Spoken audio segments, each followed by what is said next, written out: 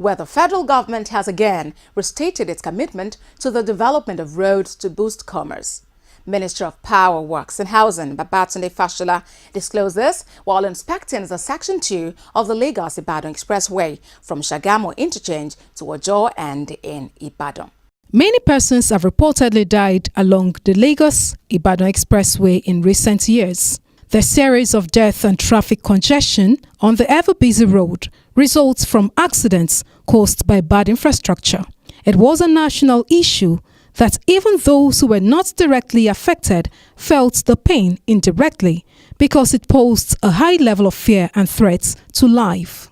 Since 2015, the government under President Muhammadu Buhari, according to the Minister of Information and Culture, Lai Mohammed, has expended about $9 billion for the construction, reconstruction, rehabilitation of strategic roads and other infrastructure across the country. The Lagos-Ibadan Expressway is not left out in these national developments. People must remember that we're building an old road. We're reconstructing it while commuters use it. It would have been quicker if we can shut it down, but we can't. So we have to do traffic management. We have to transport materials from distances here in through the same traffic and to create a work site around here. And so some of these are logistic challenges that people have to bear with us. But without a doubt, as you drive through week after week, month after month over the last 3 years, you will see that sections are being completed and the driving experience is getting better. Travel time has drastically reduced as work is still ongoing on the Lagos-Ibadan Road projects. This has also increased efficiency in the movement of goods, persons and services across the country, as well as boosts investments and creates jobs. Today, you can plan to go to Ibadan from Lagos or plan to come to Lagos from Ibadan and know that definitely you can get back the same day. 4 years ago, sometimes people used to sleep on this road. So it's getting better slowly and it will improve now. The weather is easing off. So before Christmas again, we will gain a lot of traction because the weather will help. To mix the asphalt, you need dry weather. You can't mix asphalt in the rain. If you do, you can't lay it in the rain. So these are some of the challenges, but we're on our way.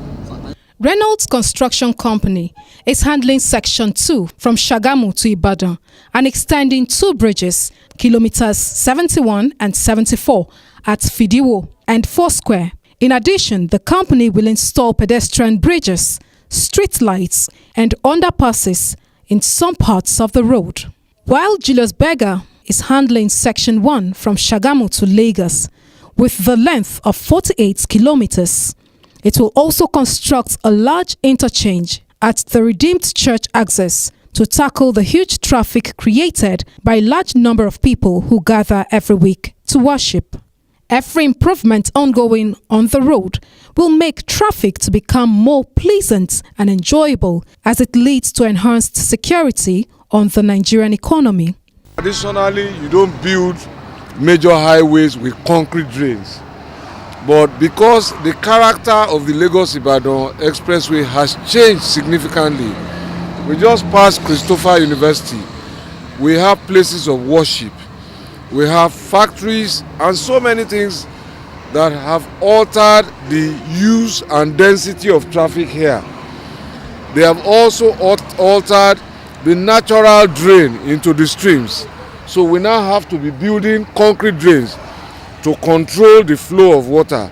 Otherwise, this road will not last. So you are seeing also now concrete drains on this road.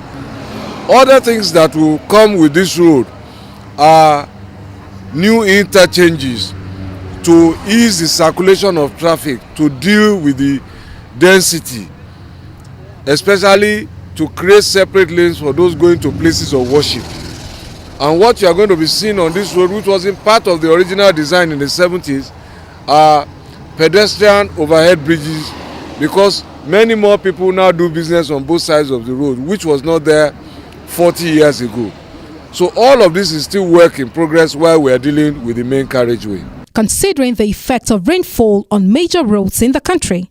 The federal government plans to intervene on 41 major roads. This includes the rehabilitation of Benue-Makudi, Southeast roads and others that have been affected by the impacts of flooding. The Minister of Power, Works and Housing, Babatunde Fashola, discloses that the intervention is aimed at getting contractors to site even as the country moves towards the end of the year, so as to ease traffic while construction works are ongoing. We have started nationwide too an assessment of all of the places that were affected by flooding. So before the end of November, we're going to do some emergency procurement and come and intervene nationwide. While that flooding was going on, we were taking note, we were collecting records. For the first time, Nigeria has at least some money in its budget now for emergency response. That was not there before. That is change.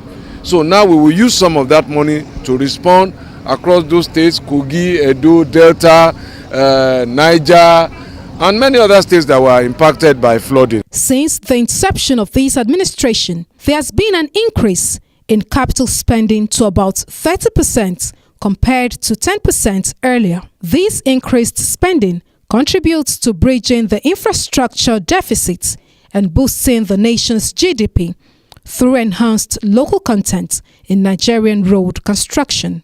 The first 3 years of this present government have witnessed a drastic reduction in the number of stalled road projects and the commencement of new ones all over the country.